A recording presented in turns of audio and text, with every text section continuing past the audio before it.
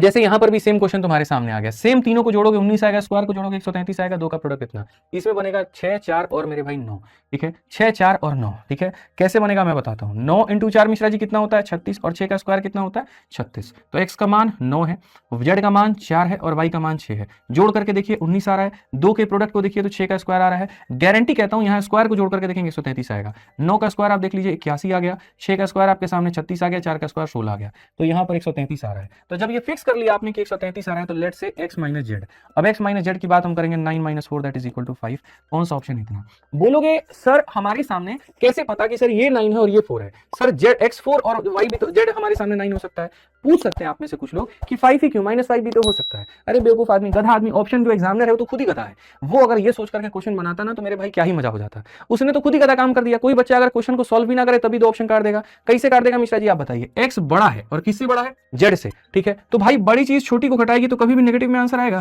तो तुक्का भी मार रहा हूं तो दो को मैं मार के चले आते हैं। हम लोग ये बात करें कि मैं अब आपको स्पेशल कंसेप्ट सिखाता हूं, इसको थोड़ा देर के लिए होल्ड करते हैं, 26 नंबर क्वेश्चन का ना अपन होल्ड करते हैं, 26 के बाद में यहाँ पर जो है 27 नंबर क्वेश्चन हम लोग इसको चलते हैं और हम लोग इसको देखते हैं, ठीक है। यहाँ पर अब देखो जैसे ये वाला क्वेश्चन बड़ा स्पेशल क्वेश्चन है यार, ये वाले टाइप में आप इस बात को ध्यान रख लेना, और वो यहाँ पर ये रख लेना x square plus y square plus z square बराबर इतना इतना इतना। ये वाला केस जब भी तुमको जीवन में दिख जाए, ये वाला केस बाबू जब भी तुमको दिख जाए तो समझ जाना कि यहाँ पर सिमेट्रिसिटी लगता है। ये वाला केस तभी पॉसिबल है जब हमारे सामने x बराबर y बराबर z हो। अब ये डजंट मैटर कि तुम इसको किसके बराबर में रख रहे हो, सबको 1 ले लो, सबको 2 ले लो, सबको 3 ले लो, कोई फर्क ही नहीं पड़ता, कोई फर्क नहीं पड़ता। बट ये कंडीशन तभी संभव जब सब बराबर हो, x square plus x square plus x square 3x square x square plus x square plus 3 square तो बराबर होगा, तो तभी पॉसिबल है जब तीनों बराबर होगा। अब तीनों बराबर होगा तो 10 देखो सब कोई काम करो, अच्छा सब कोई काम करो 1 मान लो, सबको 1 मान लो, तो ये हो जाएगा 10 प्लस 5 15, 15 प्लस 7 कितना हो जाएगा मिश्रा जी 22 हो जाएगा। अरे लो मानना क्या है, सब दे ही रखा है x बराबर 1, तो 10 5 15 7 मेरे भाई कितना हो जाएगा, तो हमारे सामने 22 हो जाएगा, ठीक है। और यहाँ पर 13 6 19 और 3 कितना हो जाएगा भाई 22 हो जाएगा, और 22 22 को काटेगा कितनी बार में 1 बार में, तो ऑप्शन नंबर जो डी है वो